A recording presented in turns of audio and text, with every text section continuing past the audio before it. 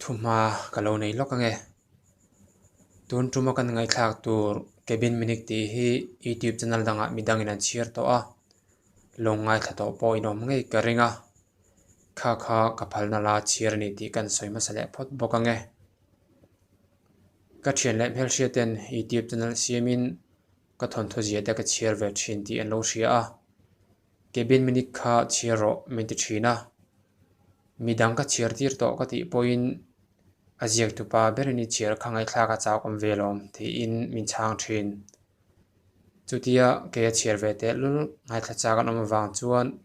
midang in lo chiar to ma se ti hian kalo chiar vele don ani tin a chiar tu ma saina chiar kha Facebook ka post in zong ani ka zia zo Facebook ka post don khan a sei em a leng te reng lo Facebook a thu kan post hian trum khat post a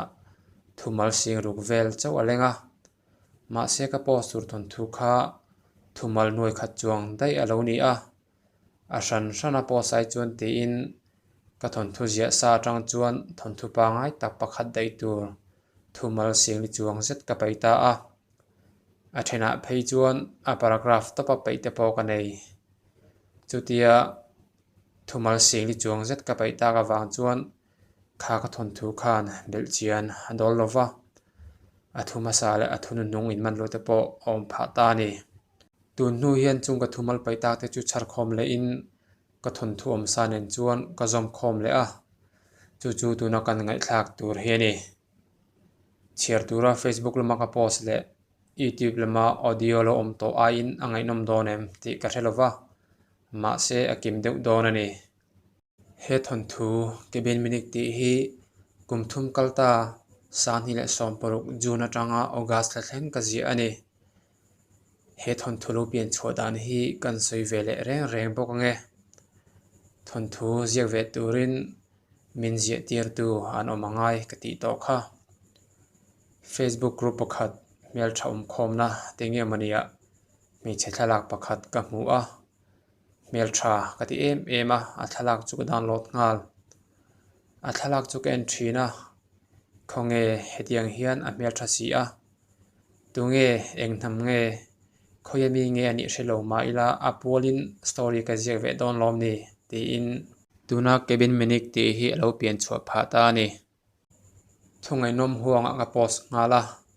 post a chuan a thalak ka hmana wanga ka thu pha choina ka tel boka mizo nula ngei alo ni a ka post alo hmu in fel takin storya epic man kha kania thu pha choi ngai reng lo zamorong kai ni lo chuan ka poiti lo eziak thalo tukania ti in thu mi lo thona chu nula fel tak chu mal som tloi ral te ani a thalak te phal taka min man tir le awangin a chunga lom thu ka soi boke Instagram lama mal som tloi ral te official ti in a inda a adu tan a follow thei ti kha kan soi ve reng bok ange a reil tuk don kan chia tan tak to ange cabin minik then khat na break line ani a dictionary bi a ka thut reng line kabula alo dinga nang hi tv ni pai ve ngai lo emni thilei turi ni chok ve ngai bok si lova iril tram ve thailo emni miloti a chu miriam laldu sakin min biak nama saberani chutia ani anga mel tha aru ka kalo mel fo thin me chian mi han beta mai chu kazamin ka ham haina samaya kalai em bok wanga tul mi lova ka bek zen rok chung chuan a ava o ke to olom choi sign kalo kala ti in ba nuin ka chang ta khan ka hria ke ni por breakfast ei sa thoin lom kan local lunch ei hun to lom halo ti phei ka chu kum e vel ta mai khan ka hria thingtlang in za vel din na khuwa ka pianga kapa hi driver ni in kan then omte sumo khal thin kanu hi nursel lo tak ni in chung sekre khoi bak na dang thok thei ngai lo Macedon ani a kapa khal motora chuan kanu chu chuang ve a hei hi khuwa ka hriat ve nuwa kanuin avoi khat motor chuan ve na ani ari se lo em awangin motor chuang ve thei ngai lo lung leya inen tira kama si thom no tur bazar bok turin akal ve ni ka te atanga ka mit tui tlak po phal ngai lo tu ka thun hial phal ngai lo tu ka nu le pa te chuan chumi tuma ka lung le kal ve du chu ka kal ven phal tlat lo an chu atanga dar ka ni vel ka pate te na chok ei mek lain ka pa khal motor chu kong thlanga atlan liam ti an lo soya motor che sualna chuan ka nu le pa chu van duai bera tangin an fa pani chhun chu min liam santa voile khata nu le pa han chan meu chu tor thiam a hara an ruang po kil theilovin damdoi ne en kol hial ka ngai ani ka nu le pa te thina chu min ngong ema keng ti ma tui to lova sikul kal chak na kanei to heklo kapatean thanpui intilungai ma ta che inu le pa to lo wang mai ni khovela top ta ti na ni reng reng hleinem hei kei ipatea le inu te kan lo omalom ipa khazir ngai poi mo mi takani a atan tal izir zom turani chuan porsari thata kai passport chuan high school chu aizola ikaldonia ti in min fui thina phurvak lo chung chuan porsari chu kakal zom vele maya engtin tinemo porsari chu ka pass ve mai boka min lo tiam to angin kapatea chuan hei thanpui kalo tiam to ang chin aizola chuan ikaldon ani ma se kan chu ka din hmuni hria a thlatin poisa karon thon thei don lo che a chumi ni wang chuan iskul chola pianga in hlo thina ngai don ani min ti a ti chuan kan vok pahni man cheng sing khat le sanga chu abang omlova pa in zirna sang zok zirzom turin zol khopui lama keimain ka her liam ta admission ti turin school pakhat kapana khonge inu le pa emo haron kalpui tu che tia principal min zona chu keima ka kal thu ka hrila chutia midang hruai lova admission ka buai pui chu min lom ema ka mark sheet a hmu hnu phei chuan a lom hle nge ni ka chanchin a hriat chu min khongai ema kein hlona tur le kein luah tur nen lam min ngai tu sak tur thu a sei hnuah a skula chuan min ziak lut ngalin admission po min free nge ni tuna chuan principal min zon hmu sak mi in hnuai ka bung ruat hlem te ne ken vom lut ve to a principal thian pa te daily newspaper ka sem tan na po jing thum liam ta kha ni kan class lo luna lama tangin meya kamin miss ti o lo oma o lo chhuana lam ken ve kher chu kain chilo kher mai a chan chu nidanga kala mu fo tur ma ni se anung chu ka mei chemu to azonga mel thaber mai miriam lal tu saki ka mu voi khatna ani tlat chu zir lai lo lut thar chu ti tuinal tak kum som bruk vel mel pu pathianin a bik taka dune moti mai tur khopa mel tha ani a mel tha ji chu ke tong kam hian a choi chuk zolova mizo te William Shakespeare ti tur khop hiala thu thiam puma fa hian he chelo te hi mu in bel chiang ve se a that zia a soi chuak zo berin ka ring mi pani veta chu bial nu emo nu pui tur mi chmel thangai to chang omlo theilova chu te huna chuan tv a kan mu thin film star te anga mel tha chu ka mi thla vong mai thina ka te tanga mi chmel tha ka du chi ka kop pui tur ata nak lo dream thin te chu miri mi chuan ada nil chiang hlam hle in ka ria a kan school uniform te chu atana siam bi kemo ti mai tur khopin midang zong ai na moi pui bi ka abula vokala ven chian kher lo point a Pfizer ti a riat bok hetiang ema mel tha hi mi zonu chula tange chu thei donem ni ngeram dang mi hetalo zirve tur zo anal dan le mel tha ji enin star plus emo star gold channel lang thini lo arirang channel vela lang thin ni om moi hanima zoka tute mo chuan ha mongolian mel tha ti in an soi anga chu kangai dan ani ve ngei po ka ring chuta ko ong pha wanglai ni phek nga lungchunga pha nen dang lam na tam haulo tur khopa ru chunga mu chung chuan miriamin rin lo tak maya ka thile ngai lo se mai chu mak ka ti a min lo chi view thini ten kan ngai ngal ringota chopai lova thil ei tur ka chaw ngai lo bok chuan ra tha eng ma tak a chaw dona hriat na ka nei tlat boka miriami biak thlak le lawang chuan ti fin pai lova thil ei tura chhuah lo pawh chu ka chhun zawm zel tur ni tiin thutluk na ro pui ka siam ngala mahse ka tih fin pailo le thil ei tura ka chhuah ngai lo chuan rah tha a chhuah lem hlei lova mahse a hma ang thoin Miriami chu la hmel tha midang hriat mi lo hian kalo mel le vong vong mai thina mahse ani eroin min mel ve om ka hrengai lo thung tu khat ka chanchin bu sem chu nu pakhat chawhmeh zuar ni awm hian mama kha chanchin bu isemelo iwa fel ve kan lak sak ve thei chengem ti in mi zota a thei thua ka chan hnuin an in omnamin ko hmuwa nak tuk zinga train karon pet tran don chu nia ti in kan biak fel hnuin ka tlan sana tuk dang ang bokin chanchin bu semin ka tlan kol le a chawhmeh zur nu te in chu ka thlenga chanchin bu tia kong khat tlem in honga chanchin bu ka vet he phei chu in chunga chuan tu emo ka hmutlat kal le mai ka tum chu topin ko hoi let le ngata ka pian tira ta me chemel tha ka mu to zonga mel tha ber mai Miriami ani ava make keima chau makatilo ni in alang ani po do kana le khazir mek ni oma thu kha mu thiang lo mata ang mai in min lo en kwa second som don ti chuan kanin en top maya chutia second som don engma soilova kanin en chung chuan hengte hi ka mu chuak thara school uniform kha alo moi pui ber azong lo ki korbul dum le ti sat var ha moi pui le azwala uniform korban tlon in a khu chin aban le school mozai na khu chin a chon vel ango hle ti ka mu chuak thar boka a hmel tha in anal hrim hrima engkim alo in me alo ni zawk min en reng chung chuan kan lo me o alo ti a alom thu soina chu ole tia changpa in mundanga semzel turin ka tlan san ve ngala chutia ka chanchin bu sem la tu te zinga Miriami te an lo tel ve ta mai chuan engemaw tak hian phurnamin pe a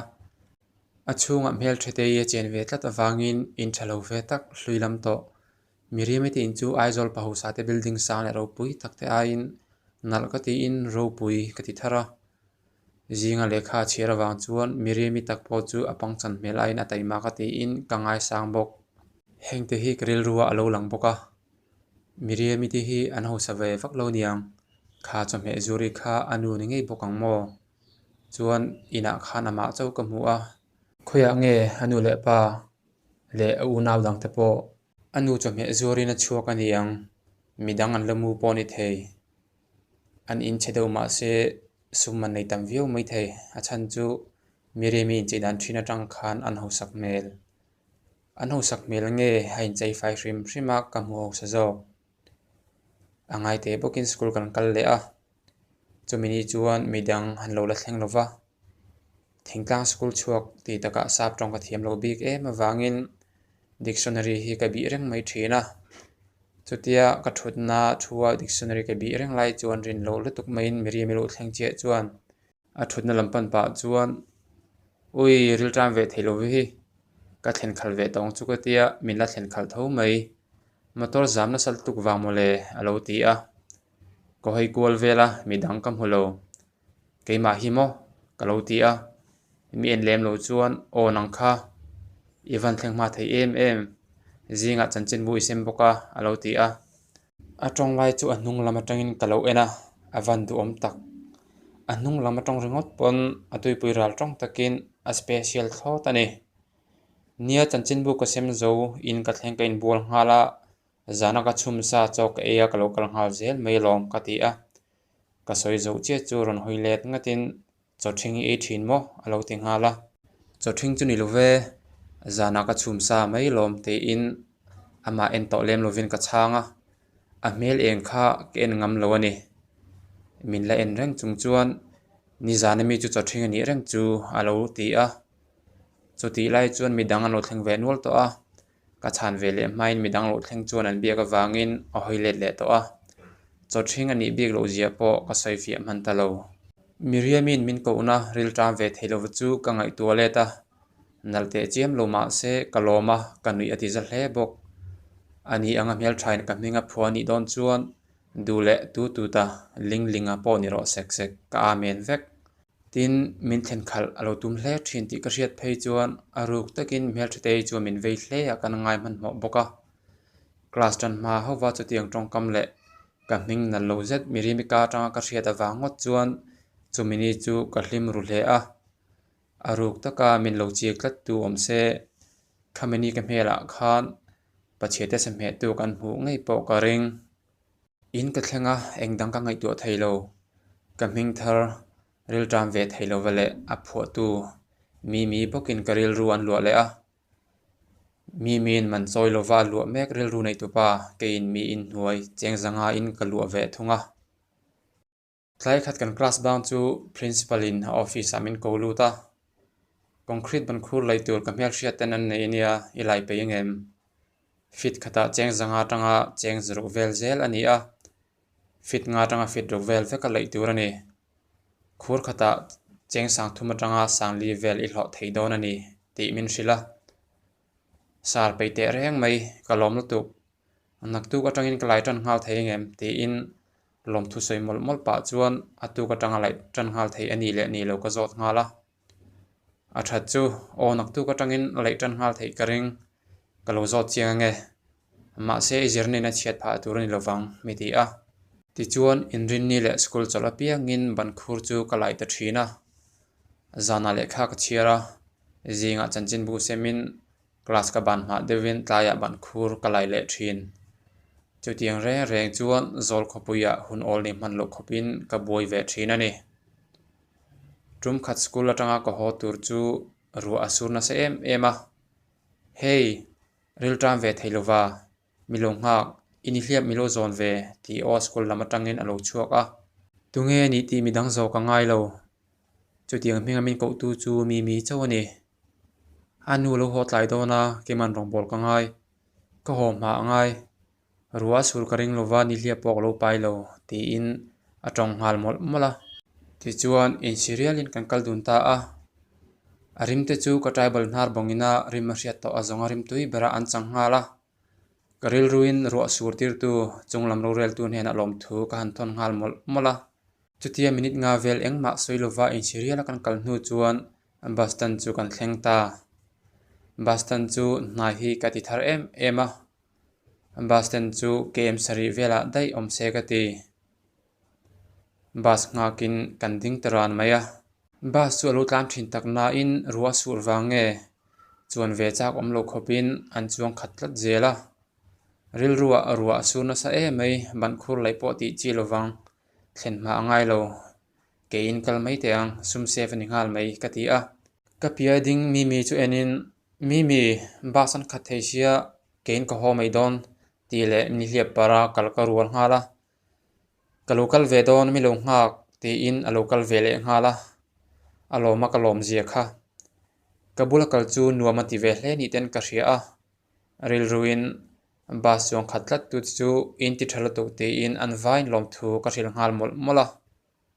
nang hi I tong tlem alo ti a tong tam lo chan zona hi a zona dong tu tan hian chan alo har thin khopa tlem vaka mi te in ka chang ta khan ka hria engtin ma mi chang talovin angoi ta renga mi pa zo ka ni a ka ngoi choil tuk chuan hati ngoi choi ve in ka hria a engemaw tak soitur ka ngai tu angai inu chu khoi ange kal ka ti a pate te lowa fe a tlaya lo ho chawang ti in mi changa ani chu ti dai ila in ina midang kalam hu om ka hrelo khonge midang hi ti in ka zota anu cham he zurina chok dai zelalom apa thi to a ti in mi changa thu soi chuan min thong hle a alo ni chu mole ti chawin ka chang thei an chung ko tin hun le an khosak har che ji ka ngai tu in pa lo nei to lo chu ka lo khongai ve ni ti chuan kong peng thleng kan kal du na atu ka ni a chanchin bu sem turin ka phe chuak le a miriami te in ka thlen don chuan ka kut pha ka chil chakin ka sam chu kan tuai thate te a chanchin bu ti in kong khat tle min honga chuan chanchin bu chu ka rol lu ta kan lo me o thingpui lo in la alo ti ta mai e khai o ka bei sei lo tuk thilani wange chang talem lo chuan ka tlan tum dan po si ngai chuan ka ding te renga kongka chu lo in honga ilo in don em mi lo ti a in chak hle mai la ke kor kap tret ka hak lai ani wangin ka tlai palang nak tu ka lo in zo kang ti le tlan ka rual ngala min en renga hriat na ka nei boka kain la tlan chak mai khopa min en reng ti rian na kanei tlat awang chuan nungza chuai khopa chakin katlan ani kha ril ruwa chelo te te na thingpui kin don bik tia nui vur chungin chanchin bu chu ka sem zela Los Angeles khopuya restaurant changkang berpol Holy Race a chol tur ang hrimin mi te na thingpui ki in tur chu ka zan mutna ka ngai tu loka ka phur ema atu jing chu chanchin bu sem tur ma ni la ka ha khat deu ti sa thaturin ril ru ka siama chanchin bu sem tur ma ni la mission ro pui mi te na thingpui in tur chu ti tur ka nei bok awangin cholni chawa ka man phal ka jel ka noi bok tur ani ti chuan le jing dali la chanve ka thien rin omne thin alam chuan min ti hara kain phi fai hal mola ka sam tuai hu in ka dar thalang man thiam zom hai tiat le ka liana in en chungin ka mel thatna thuru achang chawa ka man phal fair and lovely ngei mai chu ka thingtlang mel chhon om lo zeta chuan ka chul mama ka sama chuan jel ka hnoi boka chanchin bu sema akar laka chelo te tena thingpui in bok tur chuan ka phe chuak ta ka tho ma boka veng then khat ka semlai phei chuan ala thim nge ni chelo te in chu ka thleng ta an kota chuan ka ding taran mai le thingpui in turi min som le kher lo se eng tin nge nia thingpui chu hati top don nge nimina min som khan voina ka in zok tur thu kha ka soi to thawa ma se a thei ngel ve thei tho karil ru haboi tamap mai apoilo muang banin chanchin bu ti in onga ka thelu tanga a riat chhuwa min som le ki inanga min som lo ni pon ni dang ni mai chanchin bu ti in kong kha tlem ni ha chuan ka ken lai chanchin bu chu karol lu ta tukin chu ilo wa thleng ma ve lo lu dro ka tho chi a thingpui pok le chuang lum hei nem lo hang lo ro o kan dilum watange ta khan lo thu ro tui in masadu em ti in thut namin kom hu pa chuan in besiam siama ka tui ha lo thuin ka changa ni han ina thingpui in ka chak wang hian ni danga darnga lem ni som ni vela tho thin kha ka thazal tuk mu hil theilo kha dar li la chan ve ka tho hani kha engma soilovin a chevel chu lo thlir renga awa thafam kim chiang tak em a tho phang mel ringot po chu sakho biak mu mal nelu te ta na biak tham turani chutia ngoi renga ken reng lai chuan kalam lo hoin I tong tlem alo ti a kamit kalason vata soitur awang lom indu wa chuak ma om ve kan ti ve rama soitur awang ti lam ka soi chumi chang dalem lovin nia a thut puina hlasia kalma thin tu akal donin lekhazir turimin kai tho thin ma se tho hi kahar sat vel tuka anui boka akala tanga darkar khat om vela ka tho ve chau thin ka ina ta na lo lum sa thingpui po hi alo dai man thin ti in asoya thingpui nong ni ron choi chungin ka thut na lam chu lo pana in teu ro o ilo in ve tur thu hi anu ka thila alum teu ania ati a engtin ma chang lem lo chuan a thingpui min pek chu kala a ka ma stool alo hung boka thingpui no pakhat zok chu stool chunga chuan alo da a kil khata fridge omna lam chu panin bol pakhat a chunga biscuit good day om chu alon keng pheya ei teu ro o alo ti boka chelo te thingpui min pek chu ki in ta avatui tak em in engza vel nge isem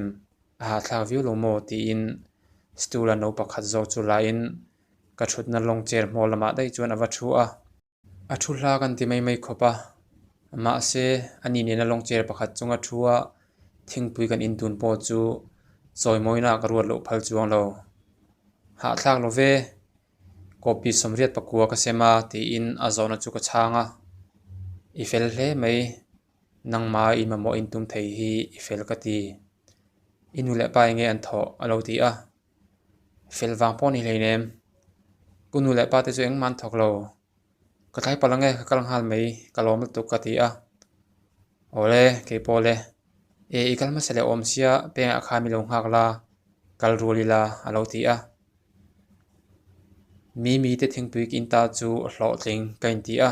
ka nuam til tuk phur bok si chu ne na hlo han cham mai te pok kha ka cha ka mi min kong pe nga min nga don bok si a ti in man mo ta ka in siamin ka chho nga la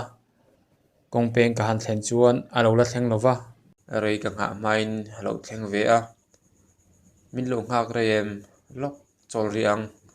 ala ma tho min nga rei ka laul tu ka lo man mol tu ka chaw tu tuk te in a tho hluama chang lem lovin ka lo thlir ranga tinge khatiem in renga alo ti a o rei lo ve ka thleng ve chia lom ole ti in ka din pui ri a chutia mi nen kai nel viu nu chuan nuam lo tina tlem ka nei thin ril tram ve theilova local ro cholo i ve ro tia break laya ati fin pai ei ve tura min som thin chuani ke pui ngai lem lo midang ka mai za wang le a chapai reng chu mi pani e tan tlem ka ti em wang ani ka cholak thadzia a hrelo mai ni ka cholak thadzia se min som hau lovang zana ka chumsa vok pui tai khat ei zet tura tam chu school kal mai ni ke phot zela chu kanilen pui thin ani chapai ka ngai ve lo hrim bok ka classmate chuan ka chaw he zian hrelo mai lom dik tak chuan kan class a me che ho ti fin chu mun khata bun rok se chu kein ei tai la ka puar tok vel ka ring ani chuti khop chuan cha ya na chuan rual ka khum ve ani mi nen chuan kanin nelin kanin kom na sa hle a ka jing chan chin bu sempo an ina thengpui ki in jing ta hle bok school kan kal duna kan ho dun zia boka in kom jing ta na chu tun ma ka za ang em kha chuan ka za to lova a mel that na mangin ka fiam ngam ve zo thin to bok ma se ama ang em in za lo ma ila ka zoom ta view a tina ro ani lo ma si don ani a December ni somni pani thleng ka chanchin bu chu sem anga ya January ni hnia semtran le turani pok wangin hopo ni la ka cham re man don lo ti in khuwa chuan ko ho du lova thiandang nei te lo chu min somangin mi te na ka valenga ka pa thlan tlo ang ti in thlan mula min kalpuya apa thlan chunga chuan kan thuwa ingai thin ngotang tiro ka ti a min chang lova a mela chuan a lung ngaina muin kan hria a nu dewa chuan ka ngai thin to ka sin trao ti in ati a ka ve ena amita mit tui an ham ti ka va mu a ka khongai hle mai nu le pa ka chan to a franun shom zia ka hria a adin hun tur chu ka hre thiam bokani tun hi apa tel lova an Christmas man voi thumna ani alung ngaina mu ta chu hroi chhuak atuma ma se enge ka soyang mi ipa hian unaw dang an em ka ti a ami tuitling chu zoitei na phota naw mi pa pakhat anei zar ko ta khian an oma min in kol tu pa berani hati a soizel tur ko van thinem ma sini ani wangin midang thlan tlo in an local ve hloma midang thom chuan ka thian nu apa ngai lungai em lung ngai na ka trom pui mu ta chu min hroi chhuak hian ka hria a ka thaw aveng huai mai chuti chuan December thla kan hmang zowa kum thar kan chuang kaya school po kan tran le to thakhat nu final exam kan nei don ani mi nen chuan kan line kom renga school kan kal ruala kan ho rual thin bok final exam kan zo to a school chol ani ho mai lovin ni tin rang ranga gen hlo kwal thina